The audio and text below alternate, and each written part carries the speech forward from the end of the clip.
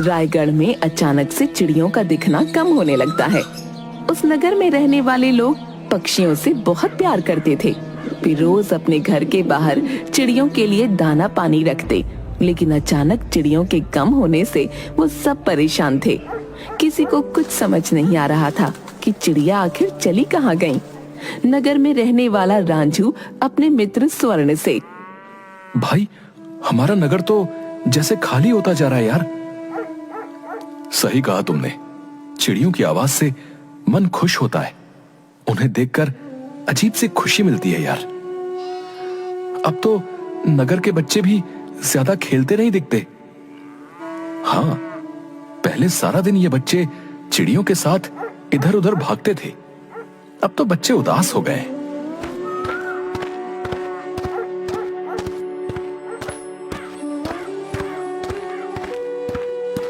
हाँ भाई, आजकल तो नगर में हर तरफ यही चर्चा है कि अचानक से चिड़िया कहाँ चली गई। हम सबको जो है कुछ करना चाहिए। भाई भोला, हम क्या कर सकते हैं? तुम बताओ, अगर तुम्हें कुछ समझ आ रहा है तो। अभी तो मेरे पास तुम्हारी बात का कोई जवाब नहीं है भैया, लेकिन मैं इतना जरूर जानता हूं कि कुछ ना कुछ तो करना ही होगा। भोला एक मजदूर था। वो पूरी मेहनत और ईमानदारी के साथ अपना काम करता था। साथ ही वो बहुत दयालु भी था। नगर से चिड़ियों का गायब होना उसे बिल्कुल अच्छा नहीं लग रहा था। सब परेशान थे, पर किसी को कुछ समझ नहीं आ रहा था। रात को भोला अपनी माँ से कहता है, माँ, मैं दूसरे नगर में काम की तलाश में जा रहा हूँ। अगर कोई काम मिल गया तो मुझे वापस आने में समय लग सकता है। इसीलिए जो है तुम अपना ध्यान रखना। अच्छा बेटा, तू यही कोई काम क्यों नहीं ढूंढ लेता? बार बार दूसरे नगर काम के लिए जाता है, कितने कितने दिन वापस नहीं आता। माँ, मैं तो अभी कम उम्र का हूँ, दूसरे नगर जा सकता हूँ, लेकिन हमारे नगर में जो ज्यादा उम्र के लोग हैं वो दूसरे नगर नहीं जा सकते। अगर हम कम उम्र वाले दूसरे नगर में काम करने चले जाएं, तो हमारे नगर में अधिक उम्र के लोगों के लिए ज्यादा काम होगा, समझी? बेटा, तू दूसरों के बारे में कितना सोचता है। माँ, तुमने ही सिखाया है, हमेशा खाने से पहले ये जरूर पता कर लो कि तुम्हारे पड़ोस में रहने वालों ने खाना खाया है या नहीं। हाँ ठीक है, मैं कल सुबह तुम्हारी यात्रा के लिए कुछ खाने का सामान बांध दूंगी। दूसरे दिन भोला अपनी यात्रा के लिए जल्दी ही निकल पड़ता है।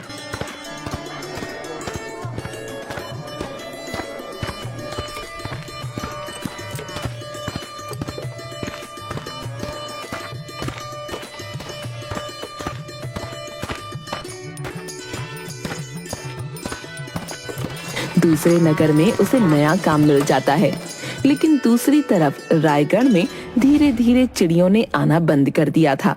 अब तो एक भी चिड़िया नहीं दिखती थी, जिसकी वजह से बच्चे भी उदास हो गए। दूसरी तरफ कुछ समय बाद भोला दूसरे नगर से वापस आने के लिए निकलता है।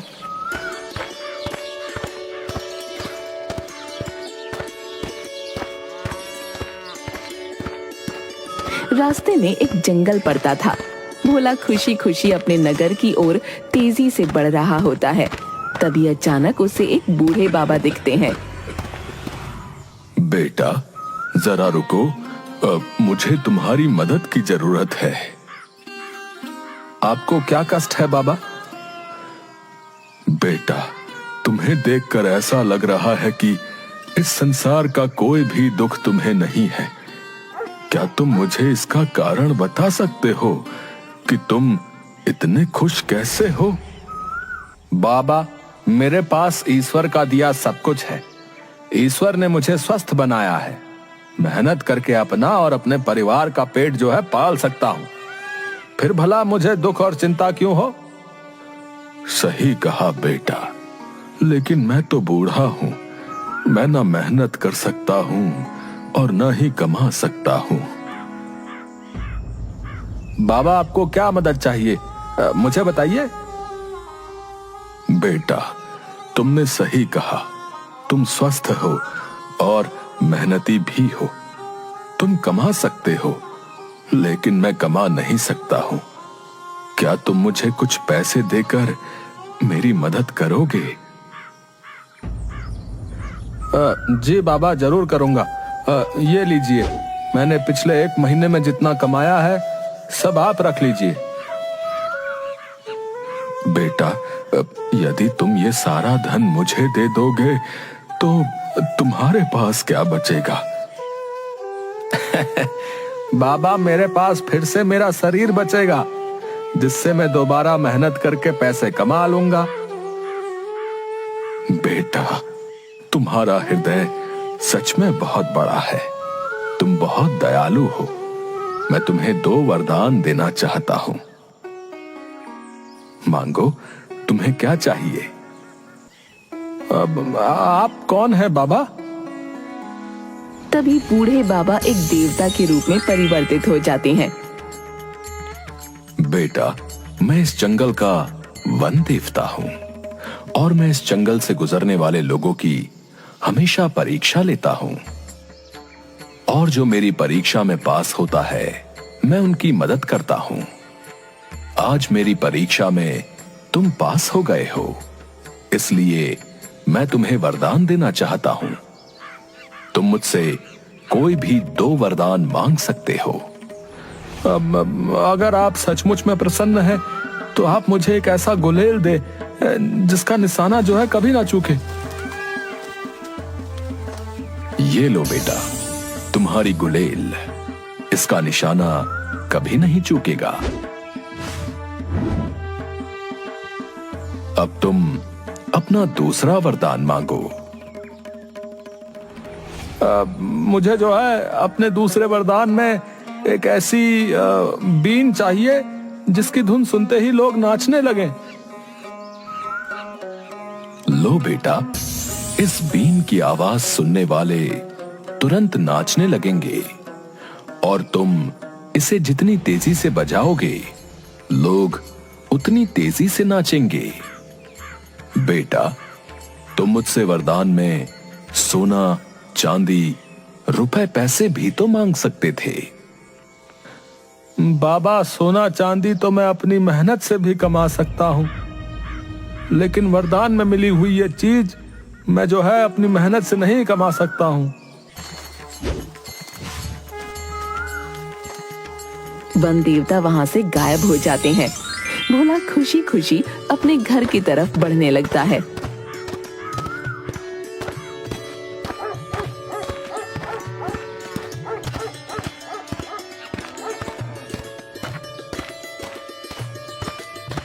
भोला को पशु पक्षियों से बहुत प्यार था।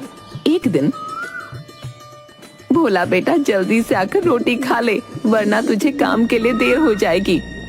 बेटा, जैसे तुझे लगता है तेरे पक्षी भूखे होंगे, वैसे ही मुझे लगता है मेरा बच्चा भूखा होगा। भोला हंसने लगता है। माँ, तुम भी कैसी बातें करती हो? मैं तो बोल सकता हूँ, लेकिन ये बेचारे तो अपनी भूख और प्यास हमें बोलकर नहीं बता सकते, सिर्फ चूं चूं करते रहते हैं। अच्छा बाबा, पहले तू अपने पक्षियों को दाना पानी दे, फिर मैं अपने पक्षी मतलब तुझे रोटी देती हूँ। एक दिन भोला अपने काम की तलाश में बाजार के चौक पर खड़ा होता है। तभी उसकी नजर वहाँ खड़ी मूर्ति पर पड़ती है, जिसके पास पिंजरे में कई तरह के पक्षी कैद होते हैं। कितने सुंदर पक्षी हैं, और ये रंग बिरंगा तोता तो बड़ा ही मन भोला वाला है। न जाने क्यों ये आदमी इन पक्षियों को कैद करके रखता है। हे, मेरा बस चले तो मैं इस आदमी के सारे पक्षी खरीद लूं और उन्हें आजाद कर दूं। क्या करूं, मेरे पास इतने पैसे भी तो नहीं हैं। भोला, आ गए तुम भोला? जी साहूकार जी, मैं आपका ही इंतजार कर रहा था। बताइए कहाँ काम करना है? अब चलो मेरे साथ, मेरे घर पर ही कुछ काम है, लेकिन काम थोड़ा ज्यादा है, तो शायद तुम्हें कुछ दिन वहाँ रुकना पड़े। कोई बात नहीं साहूकार जी, मैं काम पूरा करके ही घर जाऊंगा। आप फिक्र मत कीजिए साहूकार जी। तुम्हारे रहने और खाने की व्यवस्था मैं वहीं पर करवा दूंगा। अच्छा, आपका बहुत बहुत शुक्रिया। भोला साहूकार के घर में काम करना शुरू कर देता है। शाम को साहूकार का बेटा घर वापस आता है। पिताजी, पिताजी, ये देखिए मुझे कितना सुंदर पक्षी मिला है। हाँ बेटा, ये पक्षी तो सच में बड़ा ही सुंदर है। लेकिन तुम्हें ये पक्षी मिला कहाँ से? पिताजी, बाजार की चौक में एक आदमी पक्षियों को बेच रहा था, मैंने वहीं से इसे खरीदा है। अब ये मेरा हुआ। वो तो ठीक है, लेकिन इसका ध्यान रखना, पिछली बार की तरह ऐसा ना हो कि ये भी बिना खाए पिए मर जाए। सही कहा आपने, ये हमेशा यही करता है। बाजार से नए नए पक्षी लेकर आएगा, उन्हें दाना पानी समय पर नहीं देता, फिर वो बेचारे भूख से तड़प कर मर जाते हैं। नहीं नहीं, इस बार मैं पूरा ध्यान रखूंगा। भोला को पक्षियों के भूख से तड़प कर मरने की बात सुनकर बिल्कुल भी अच्छा नहीं लगा। 2-4 दिन बाद साहूकार का बेटा जो नया पक्षी लेकर आया था, वो भी बेचारा बिना दाना पानी के मर गया। भोला को पक्षियों के भूख से तड़प कर मरने की बात सुनकर बिल्कुल भी अच्छा नहीं लगा। साहूकार जी, आपसे एक बात कहूँ तो आप बुरा तो नहीं मानेंगे? हाँ बोलो बोलो भोला, क्या बात है? आप अपने बेटे को समझाते क्यों नहीं? ये कितनी गलत बात है कि वो अपने शौक के लिए पक्षियों को कैद करके रखता है और उनका ध्यान न रखने की वजह से वो बेचारे अपने प्राण त्याग देते हैं। अब क्या बताऊं भोला, हम तो खुद परेशान हैं, लेकिन ये लड़का है कि सुनता ही नहीं। ओ, तुम्हें क्या करना है? ये पक्षी मैंने पैसे देकर खरीदा था। ये जिंदा रहे या मर जाए, इससे तुम्हें या किसी और को कोई फर्क नहीं पड़ना चाहिए, समझे? तुम अपना काम करो और यहाँ से चलते बनो। भोला उदास मन से अपना काम करता है और अपने घर आ जाता है। थोड़ी दूर जाने के बाद ही उसे एक व्यक्ति दिखा जो कुछ परेशान सा एक पेड़ के नीचे खड़ा था और अपनी गर्दन को ऊपर उठाए पेड़ पर कुछ देख रहा था। मुझे लगता है इस व्यक्ति को मदद की जरूरत है, मुझे इसके पास जाना चाहिए। सेठ जी, क्या बात है? आप परेशान लग रहे हैं, क्या मैं आपकी कोई मदद कर सकता हूँ? हाँ भाई, तुम मेरी मदद जरूर कर सकते हो। मेरा नाम मूर्ति है और मैं चिड़ियों का व्यापारी हूँ। चिड़ियों को पकड़कर उन्हें बेचना मेरा काम है। ऊपर उस पेड़ पर कितनी सुंदर चिड़ियाएं बैठी हैं। मुझे उस चिड़िया को पकड़ना है। अगर तुम उसे पकड़ने में मेरी मदद करोगे तो मैं तुम्हें मुंह मांगी कीमत दूंगा। भोला मूर्ति की बात सुनकर मन ही मन बहुत गुस्सा हुआ, लेकिन उसने मूर्ति से कुछ नहीं कहा। सेठ जी, अगर आप व्यापारी हैं तो आपके पास तो बहुत सारी चिड़ियाएं होंगी। हाँ, मेरे पास बहुत सारी चिड़ियाएं हैं।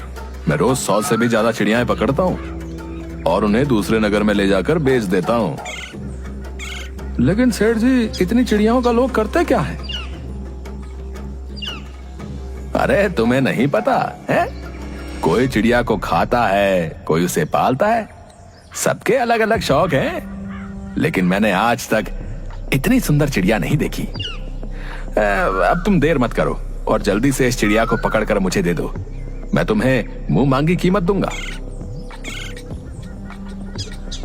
ठीक है, अगर आप मुंह मांगी कीमत देंगे तो मैं अभी उस चिड़िया को नीचे गिराता हूँ। भोला देवता का दिया हुआ गुलेल निकालता है और चिड़िया की तरफ बिना पत्थर लगाए निशाना लगा देता है। चिड़िया पेड़ से नीचे गिरती है। लीजिए सेठ जी, आपकी अद्भुत चिड़िया उस झाड़ी में है, जाइए उसे पकड़ लीजिए।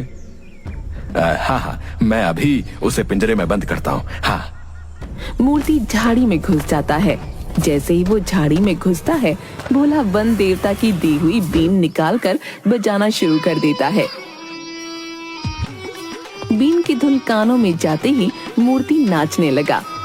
अरे अरे, मुझे क्या हो रहा है? अचानक से मेरा शरीर अपने आप नाचने के लिए बेचैन क्यों हो रहा है? मूर्ति का शरीर झाड़ियों में लगे कांटों के पौधे से कटने लगा। अरे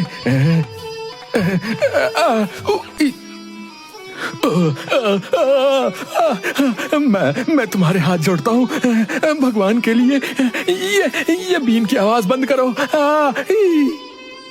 भोला बीन बजाना बंद करने की जगह और जोर जोर से बजाने लगता है। मूर्ति और जोर जोर से नाचने लगता है, जिसके कारण उसका शरीर बहुत ज्यादा घायल हो जाता है और उसके कपड़े भी जगह जगह से फट जाते हैं। मैं तुम्हारे हाथ जोड़ता हूँ, भगवान के लिए ये बीन बजाना बंद कर दो। मेरे पास जितने पैसे हैं वो सब मैं तुम्हें दे दूंगा, लेकिन ये बीन बजाना बंद कर दो। ठीक है सेठ जी, आप बाहर आ जाइए। किसी तरह सेठ झाड़ियों से बाहर निकलता है। अब मुझे सारे पैसे दे दो और मुझसे ये वादा करो कि तुम्हारे पास जितनी चिड़िया कैद है उन सबको तुम आजाद कर दोगे। मैं ऐसा कैसे कर सकता हूँ? अगर मैं चिड़िया नहीं पकड़ूंगा तो खाऊंगा क्या? अगर तुम मेरी बात नहीं मानोगे तो आज के बाद तुम्हें खाने की जरूरत ही नहीं पड़ेगी, समझे? तुम कहना क्या चाहते हो? मैं फिर से बीन बजाना शुरू कर दूंगा और तुम जो है इन झाड़ियों में लगे कांटों से घायल होकर अपना दम तोड़ दोगे। अब बोलो, तुम क्या करना चाहते हो?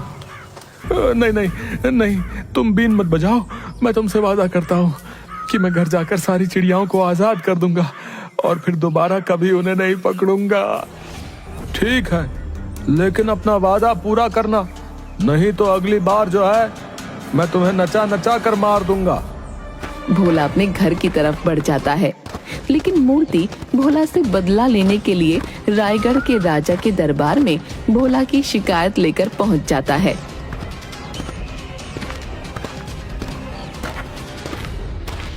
महाराज की जय हो। महाराज, मेरा नाम मूर्ति है। महाराज, मैं तो बर्बाद हो गया। महाराज, आपके राज्य में ऐसा अनर्थ हो रहा है। क्या बात है, साफ साफ बताओ। महाराज, आपके राज्य में मेरे कमाए हुए सोने के मोहरों को लूट लिया गया और मुझे बर्बाद कर दिया गया। आप उसे गिरफ्तार करिए और मुझे न्याय दिलाइए। क्या नाम है उसका, बताओ। महाराज, मैं उसका नाम तो नहीं जानता, लेकिन वो रायगढ़ नगर की तरफ ही आया है और उसके पास एक गुलेल और बीन है जिसके बजने से शरीर अपने आप नाचने लगता है। वो एक जादुई बीन है। ठीक है, तुम अपने घर जाओ और हम उस लुटेरे को पकड़वाने के बाद तुम्हें खबर करवा देंगे, तब तुम यहां आ जाना। महाराज अपने मंत्रियों को आदेश देते हैं और वो मूर्ति के बताए हुए वेशभूषा वाले व्यक्ति को ढूंढने लगते हैं और जल्द ही भोला को ढूंढकर महाराज के सामने पेश भी कर देते हैं और मूर्ति को भी राजमहल में बुला भेजा जाता है। महाराज, मेरा क्या कसूर है? अपनी जुबान बंद करो। महाराज, यही है वो दुष्ट, इसे तुरंत जेल में डलवा दीजिए। इसने ही मेरे जीवन भर की कमाई को मुझसे लूट लिया। क्या मूर्ति जो कह रहा है वो सच कह रहा है? तुमने इससे जबरदस्ती इसका सारा धन छीन लिया? नहीं महाराज, ये झूठ बोल रहा है। इसने अपनी स्वेच्छा से सारा धन मुझे दिया था। नहीं महाराज, ये झूठ बोल रहा है। इसने मुझसे मेरा सारा धन छीन लिया। महाराज, इस भोला को गिरफ्तार करने के बाद हमने जब इसके घर की तलाशी ली थी तो इसके घर से ये गुलेल और बीन के साथ सोने के सिक्कों की एक पोटली मिली। महाराज, यही है मेरी पोटली, मेरे जीवन भर की कमाई। भोला, तुम्हें शर्म नहीं आती? ऊपर वाले ने तुम्हें इतना अच्छा शरीर दिया है, तुम्हें तो मेहनत करके पैसे कमाने चाहिए, ना कि लोगों से छीन कर। तुम्हें पता नहीं लूटपाट करने की इस राज्य में क्या सजा मिलती है? महाराज, मैंने कोई पैसे नहीं छीने। ये झूठ बोल रहा है। ये थैली मुझे इसने अपनी स्वेच्छा से दी थी ताकि मैं बीन बजाना बंद कर दूं। नहीं महाराज, ये झूठ बोल रहा है। आप ही बताइए कि बीन की इतनी मधुर आवाज किसे कैसे बुरी लग सकती है, और अगर किसी को आवाज अच्छी नहीं भी लगे तो भी कोई भला इतने पैसे क्यों देगा बीन की आवाज को बंद करने के? राजा को मूर्ति की बात सही लगती है कि भला कोई बीन की आवाज को बंद करने के लिए किसी को इतने पैसे क्यों देगा? और उन्होंने भोला को दोषी करार दिया और आदेश दिया। भोला ने हमारे राज्य में चोरी करने की गुस्ताखी की है, इसलिए उसे आज से 3 दिन के बाद फांसी पर लटका दिया जाए, ताकि नगर में दोबारा कोई चोरी करने की हिम्मत न करे। 3 दिन बाद भोला को फांसी पर लटकाने की सजा देने के लिए उसे नगर के चौक पर ले जाया गया। उस समय वहाँ पर मूर्ति भी था और मन ही मन खुश हो रहा था कि उसे उसके पैसे भी वापस मिल गए और उसने भोला को सबक भी सिखा दिया। लेकिन फांसी पर लटकाने से पहले उस व्यक्ति से उसकी आखिरी इच्छा पूछी जाती है, इसलिए भोला की भी अंतिम इच्छा पूछी गई। भोला, तुम्हारी कोई अंतिम इच्छा है तो तुम बता सकते हो, वो जरूर पूरी की जाएगी। हुजूर, मैं मरने से पहले जो है आखिरी बार थोड़ी देर अपनी बीन बजाना चाहता हूँ। राजा कुछ कहता उससे पहले ही मूर्ति बोल उठा। नहीं नहीं महाराज, उसे बीन बजाने की आज्ञा बिल्कुल ना दी जाए, वरना अनर्थ हो जाएगा। तुम शांति से खड़े रहो, क्योंकि मरने वाले की अंतिम इच्छा पूरी करना कानून का फर्ज होता है। सिपाहियों, जाओ और भोला की बीन उसको वापस कर दो। सिपाही भोला की बीन उसे लाकर देता है और भोला बीन बजाना शुरू करता है। राजा के साथ साथ वहाँ मौजूद सारे लोग नाचने लगे और जैसे जैसे भोला ने बीन बजाना तेज किया, सब तेजी से नीचे कूदने लगे। ईश्वर के लिए तुम ये बीन बजाना बंद कर दो।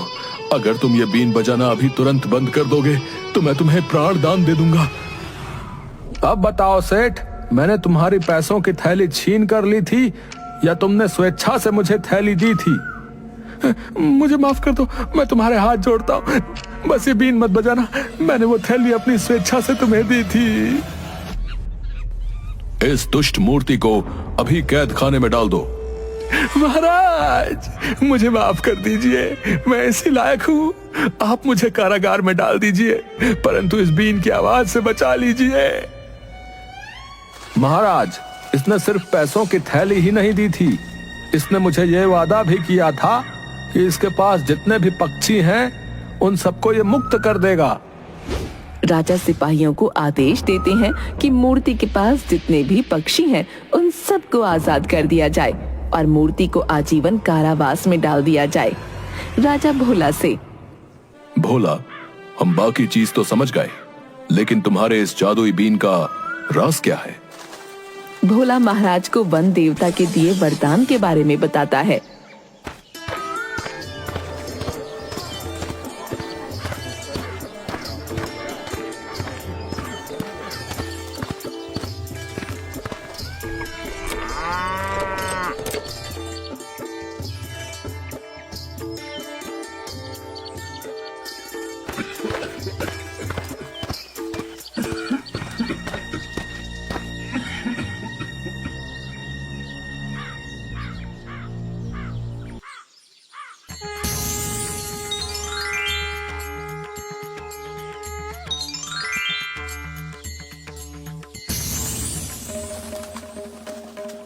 हम तुम्हारी सूझबूझ से बहुत प्रसन्न हुए। अगर तुम चाहते तो वन देवता से अपने लिए सोना चांदी, धन, वैभव कुछ भी मांग सकते थे, लेकिन तुमने अपने बारे में नहीं सोचकर पूरे नगर के बारे में सोचा, पक्षियों के बारे में सोचा। इसलिए हम तुम्हें अपने राज्य में मंत्री का पद देते हैं। महाराज, आपका बहुत बहुत धन्यवाद। महाराज, पशु पक्षियों की रक्षा करना हमारा कर्तव्य बनता है, लेकिन जो है उन्हें कैद में रखकर नहीं, उन्हें उनकी आजादी देकर। मैंने जो किया सिर्फ ये सोचकर किया कि हमें भी तो अपनी आजादी पसंद है। उस दिन के बाद रायगढ़ में फिर से पहले की तरह चिड़ियों की और उनके साथ साथ बच्चों की आवाज भी गूंजने लगी।